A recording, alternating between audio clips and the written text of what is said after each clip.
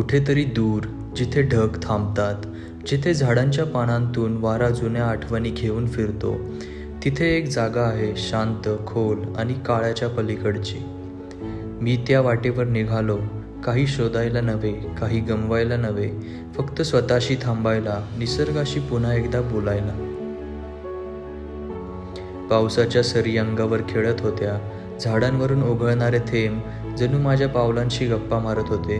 प्रत्येक वळण, प्रत्येक पायवाट मला एक नवीन दृश्य दाखवत होती. जणू निसर्ग स्वतःची कहाणी सांगत होता, आणि या कहाणीचा प्रत्येक शब्द होता ओलावा. ओलसर मातीचा सुगंध वाऱ्याच्या मंद झुळकीत मिसळून माझ्या श्वासात भरून घेत होतो. कधी झऱ्यांचा निनाद, कधी पक्ष्यांचा गुंज, आणि मध्येच धुक्याचं पांघरून. जणू निसर्ग स्वतःच मला मिठीत घेत होता.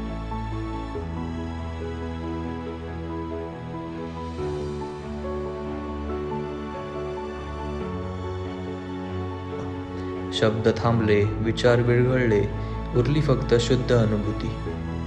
पायवाटांवर कधी ठेच, कधी निसटणारे दगड, कधी डोंगर उतारावरून दिसणारा खोल दर्या, पण या सगळ्याला मात देत मी पुढे चाललो होतो.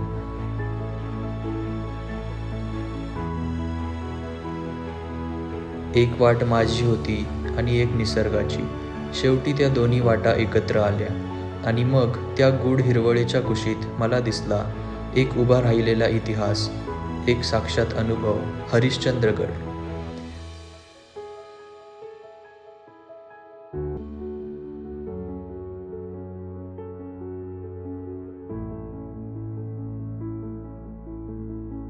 सह्याद्रीचा हा रक्षक शतकानुशतके तिथे उभा आहे, कोणत्याही आवाजाशिवाय.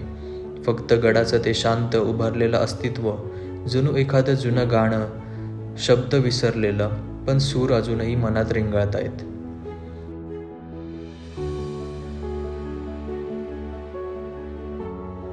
त्या गडावर उभं राहिल्यावर मला जाणवलं, हे फक्त एक ट्रेक नव्हे, ही एक यात्रा आहे, स्वतःकडे नेणारी यात्रा.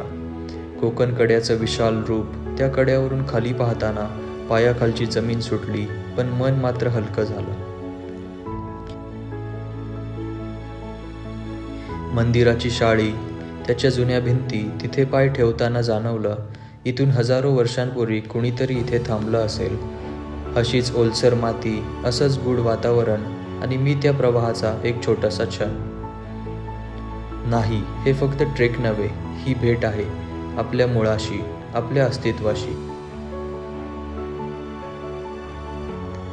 मी चाललो एक वाट, ती वाट गेली सह्याद्रीच्या कुशीत, आणि तिच्या अंतःकरणात मला भेटला हरिश्चंद्रगड. नाही फक्त डोंगर, नाही फक्त गड, एक अनुभूती, एक शांतता, आणि माझीच वाट.